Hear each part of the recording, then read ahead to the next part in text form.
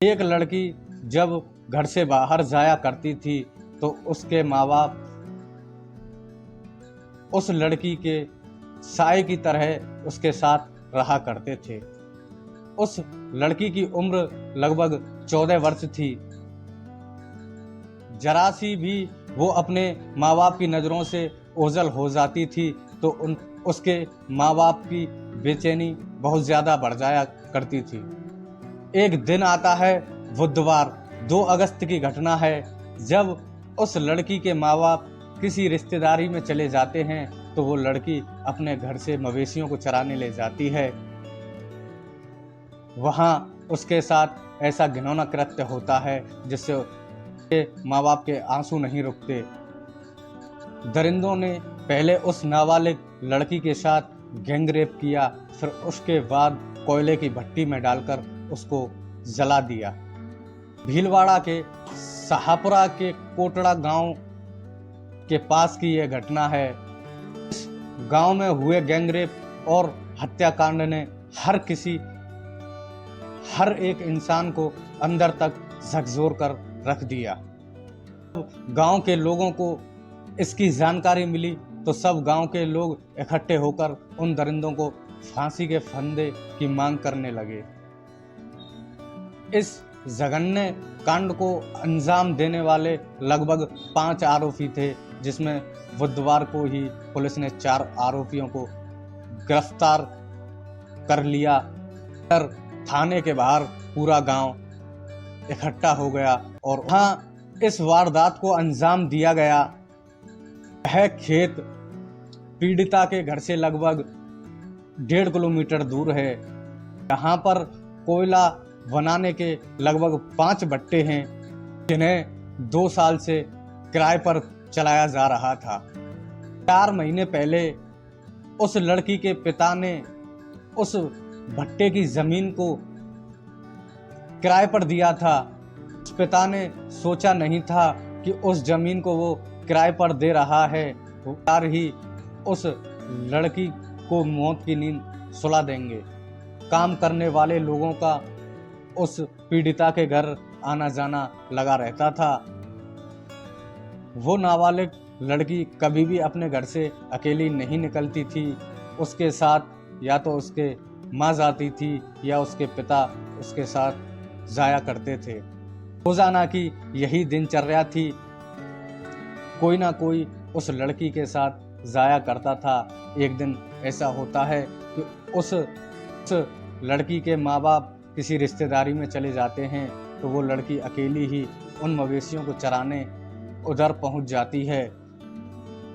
वो लड़की घर से करीब 8 या 9 बजे निकली थी, लेकिन वो वापस घर नहीं पहुंचती है।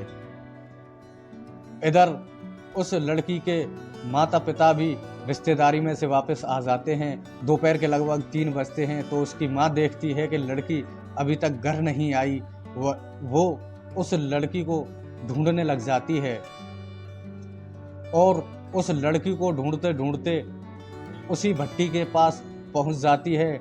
जब वो भट्टी बंद थी, जल नहीं रही थी।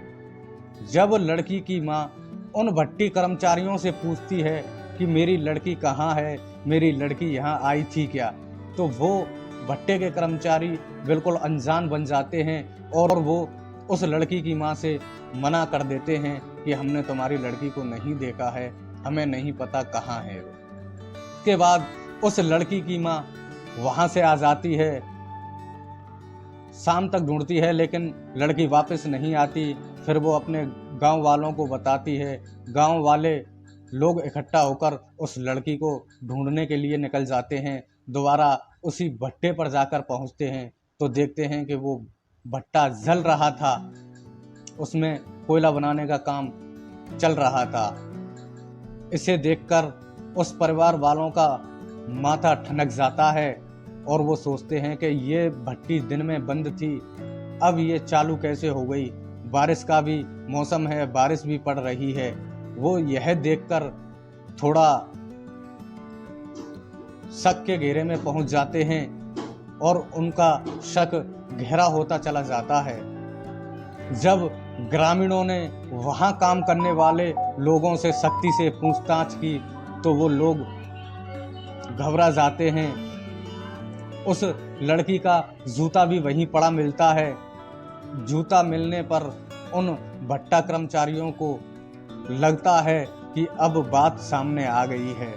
तब जाकर उन भट्टे कर्मचारियों ने ग्रामीणों को बताया कि उन्होंने लड़की के साथ गलत करके उसको जला दिया है। उन दरिंदों ने लड़की का एक हाथ काटकर भट्टे में जला दिया और आधे शव को तालाब में जाकर फेंक दिया। घटनाक्रम की सूचना पुलिस को दी जाती है। जब पुलिस वहां मौके पर पहुंचती है तो वो उस भट्टे में से लगभग 300 किलोग्राम से ज़्यादा राख को बाहर निकलवाती है और उस राख को लगभग 6 से 7 घंटे तक छाना जाता है। उस राख को छानने के बाद नाबालिग का हाथ का टुकड़ा बाहर निकल कर आता है और जो नाबालिग ने कड़ा पहन रखा था वो भी उस राख से बाहर निकलता है। नाबालिग लड़की 5वीं तक ही उसने पढ़ाई की थी और उसकी शादी लगभग कम उम्र में ही 11 वर्ष की उम्र में उसकी शादी उसके परिजन करा देते हैं और लड़की का ससुराल भी उसी गांव में ही है। नाबालिग की हत्या होने के बाद प्रशासन ने और 5 भट्टियों को अवैध मानते हुए उन भट्टियों पर जेसीबी चलवा दी। उन भट्टियों को तोड़वा दिया गया।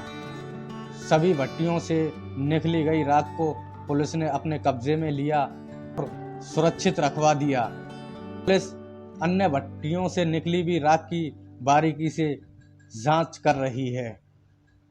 पुलिस उन आरोपियों को बुधवार की रात को ही पकड़ लेती है, जिसमें पुलिस ने बताया कि एक आरोपी नाबालिग भी है। उस नाबालिग ने भी सबको ठिकाने लगाने में मदद की थी। सबको जलाने में शामिल शाहपुरा पालसा निवासी संजय सिंह, जिसकी उम्र लगभग 20 वर्ष, अरवड़ फुलिया निवासी पप्पू, जिसकी उम्र लगभग 35 वर्ष है। अमरनाथ उर्फ अमरा को पुलिस ने गिरफ्तार कर लिया। पुलिस की जानकारी में यह भी बताया गया कि इनका साथ इनकी पत्नियों ने भी दिया था। पुलिस ने इन सभी आरोपियों को हिरासत में लेकर जेल भेज दिया गया। इस घटनाक्रम के बारे में आप क्या कहना चाहोगे? कमेंट बॉक्स में अपनी राय ज़रूर दें। इस घटनाक्रम का उद्देश्य किसी को परेशान करना नहीं है, बल्कि आपको सचेत करना है। सचेत रहें, सावधान रहें, अपना ख्याल रखें। धन्यवाद।